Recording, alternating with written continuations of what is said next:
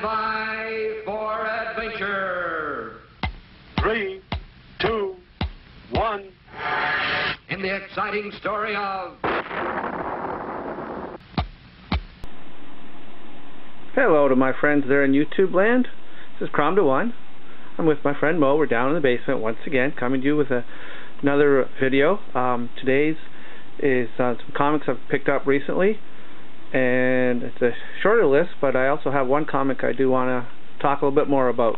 First of all, I'll just show you what I picked up out of for a dollar bin. Terra Incorporated Wolverine from 1993. Never read these issues. I love the covers, and I'm a Wolverine fan, so looked like a couple issues, good read. Haven't read them yet, but I'm looking forward to it. I'm a Gru fan. I probably have about 70 Gru comics, and I picked up the first Dark Horse Grus. Number 1, and these are all in the dollar bin, so these are a fun read. Number 2, and number 3. And the last 2 issues of a limited series, which I actually have the first issue someplace, but I just picked these ones up to finish it off. Gru and Roferto's dog, number 3.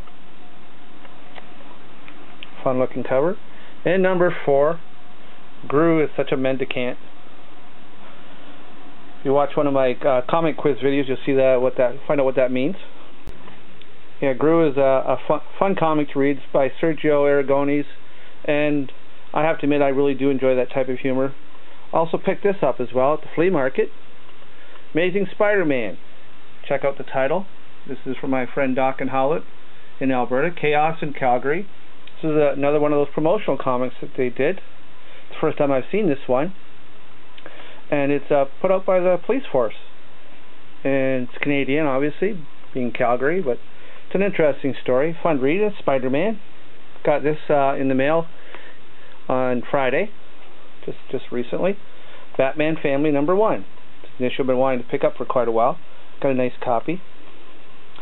Now this is the other one I picked up at the flea market was this one. 4-color number 686, Walt Disney's Duck album from 1956. Really nice grade. Now before I show you my last comic, I just want to talk a little bit about it. I bought it off eBay. It's one that I've been wanting for a while because it's the first comic work by Harlan Ellison. I don't know if you know Harlan Ellison, but he's done quite a bit of comic book work, and I'll show you a couple comics I've had for quite a while. You might recognize this one. Some of you might have it. Incredible Hulk number 140. It's where actually Hulk meets Jarella, the woman that he was in love with in the microscopic world, and it's written by Harlan Ellison. Great story, really. It's really enjoyable. Good artwork. And another one I have that was written by Harlan Ellison. An Offbeat Bat Tale by award-winning author Harlan Ellison. Detective Comics number 567. With an awesome cover. Really love this cover. Now Harlan Ellison, he's written a lot of books, novels, short stories. He wrote City on the Edge of Forever, the Star Trek episode. He wrote Soldier and Demon with a Glass Hand on the Outer Limits 60s episodes. So I picked this one up. I bought it off eBay. Weird Science Fantasy number 24. It has Harlan Ellison's first published comic work. So I'm just going to show this to you to give you an idea of the type of writer that he is. Now what is special about this comic is this is the first comic artwork by Harlan Ellison. And it's from June of 1954. And first comic story ever written by Ellison, and it's an awesome issue, and I'm going to show you the story in just a second. The story's called Upheaval, and it's basically about these astronauts are going through the universe looking for other intelligent life that can match up with the higher form of man, mankind being the highest form of life in the galaxy. And they find a planet that Earth-like, so they land on it, and they start to explore it. But what happens is, what it says is the fuzzy green plane upon which they stood began to undulate, to ripple and flow as if it suddenly turned to liquid. And they say the ship, it's being swallowed up. So their ship is sinking before their eyes, and they're freaking out, obviously.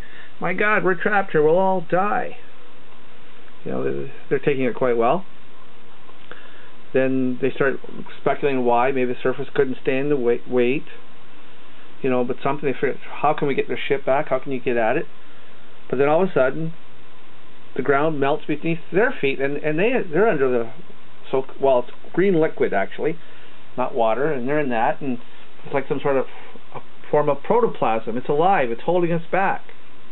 And Ellison, he always has a kick to what he writes, and I've read quite a few of his stories.